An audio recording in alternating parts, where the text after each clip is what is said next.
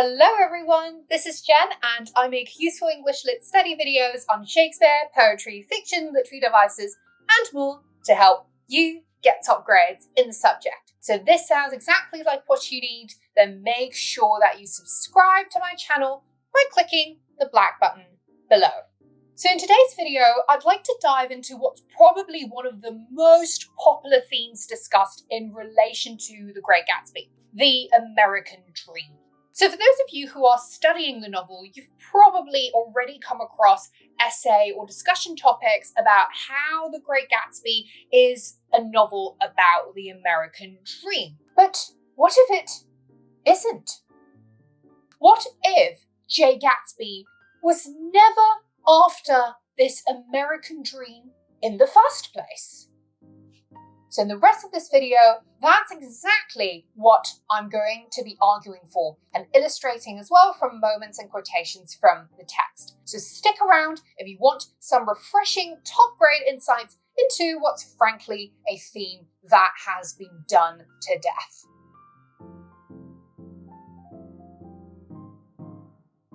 First, let's establish what the American dream actually means as a concept. And here are three definitions that I want us to look at.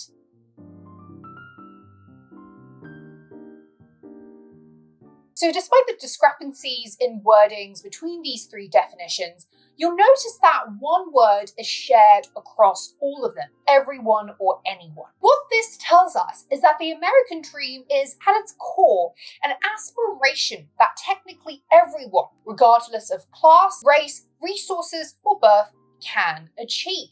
And what is this aspiration?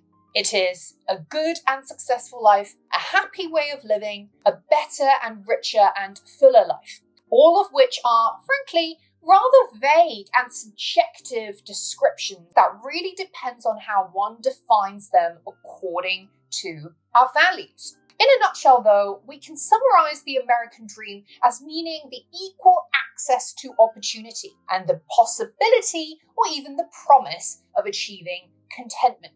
Every single individual, provided that they put in the work, can achieve what they themselves deem a happy, fulfilled life. But the catch, of course, is what I just mentioned, which is how one defines this happiness. Most people would accept that the American dream brand of happiness means accruing material prosperity and capitalistic wealth, which frankly Gatsby does achieve in the novel. But his lonely, violent end tells us that he's not quite gained the happiness that's been promised to come with the American dream package. So the bigger question, I think, is whether Gatsby was even after the American dream in the first place. Framing the novel in relation to the American dream is, in my opinion, a bit reductive. And I'd argue that Gatsby's characterization contains much more depth for us to simply think about him as being this failure or success of the American dream. Now, if you've watched my other video on why Gatsby is such a tragic character, which you can check out here if you haven't already, you'll know that Gatsby's motivations aren't really rooted in material or financial pursuit, but in a much more romanticized yearning for this sort of utopian transcendence through this sort of reversal of deterministic circumstances, like birth and blood. Ironically, the problem with the American dream for Gatsby is that it's actually achievable as long as one puts in the hard work. But what Gatsby wants is what he can never get, like that sort of old money pedigree that the Buchanans have, which he's not been born into, that Oxford association with European aristocratic blue blood ties, or in changing Daisy's values by having her give up on Tom Buchanan and marrying Gatsby instead. And that, of course, we know was never going to happen, given the birth and background of Tom Buchanan. By the way, guys, I'd massively appreciate it if you could hit the thumbs up button below, subscribe to my channel, and switch on that bell notification if you find this video helpful so far. This would really help me carry on making these useful English Lit study videos so that you can get top grades in the subject and we can inspire more people to enjoy the study of literature.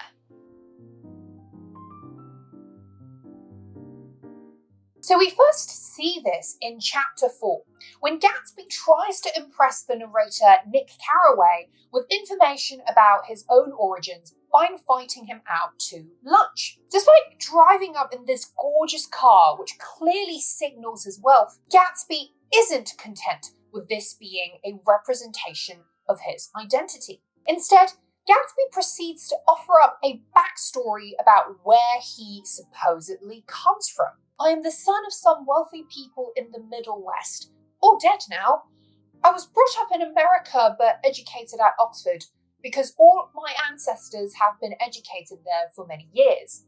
It is a family tradition. The problem with Gatsby's clarification is that it betrays precisely the kind of parochial ignorance that he's so desperate to hide about his true background. Those who really came from wealthy American families will be self-possessed or well-connected enough not to feel this urge or need to explain their own backgrounds to others. So we see then that by fabricating an association with old money America and British aristocratic associations, Gatsby reveals that what he desires isn't anything that sheer effort or hard work can ever help him achieve, like the American dream. Rather, he's after circumstances of birth that no one can control or obtain through individual agency.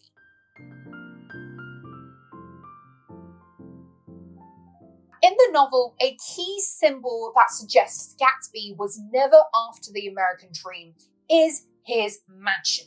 So if we consider a post-World War II 1950s take on the American dream, which I know post-dates the novel, but it's still instructive for our discussion here, then that's the sort of ideal of the white picket fence house with a wife, kids, and 2 dogs in suburban America.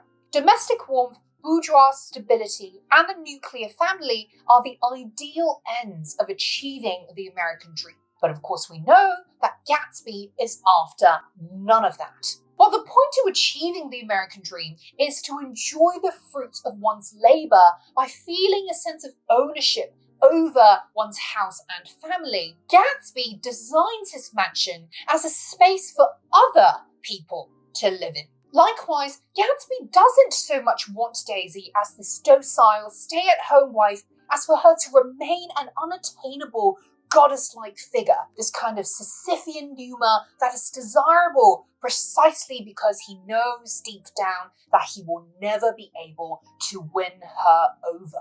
And so it's in the relentless pursuit of something that he can never get that's at the heart of his desire. As he tells Daisy, I keep my mansion always full of interesting people, night and day. People who do interesting things. Celebrated people. Note as well that Gatsby is also quite contemptuous of the idea of working hard for wealth as opposed to inheriting wealth, which is what he so craves. And this attitude is reflected in his blasé tone when he lets it slip that it took me just 3 years to earn the money that bought the mansion. But the larger significance here is that Gatsby tries to fill his extravagant mansion, which is supposedly his own living quarters, with anything and anyone but his own presence. This could symbolize Gatsby's spiritual void, which is this inner state of lack that the mere material and financial promise of the American dream cannot ever remedy. As Nick recalls his experience of navigating Gatsby's place, as we wandered through Marie Antoinette music rooms and restoration salons, which is quite ridiculous when you think about the context, I felt that there were guests concealed behind every couch and table, under orders to be breathlessly silent until we had passed through. So the hyperbole of those imaginary guests concealed behind every couch and table underscores the tragic irony at the heart of Gatsby's mansion, which is that guests and these irrelevant people who come and go and attend his parties, rather than Gatsby himself, who's the owner of the mansion, are the main occupiers of the home.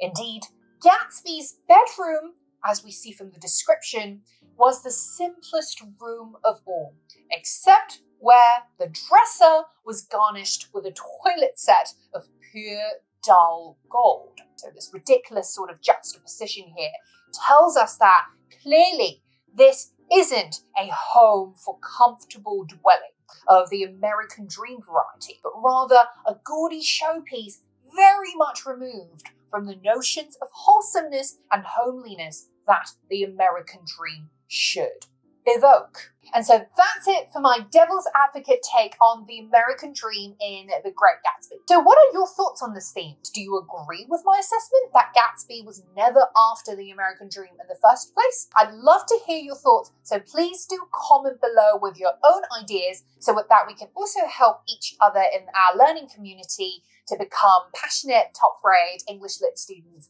like yourself. For my other Gatsby analysis videos, make sure that you check out the links in the description box below.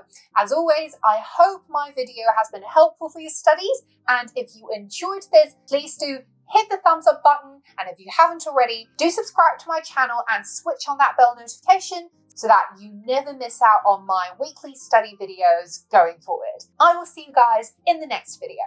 Bye!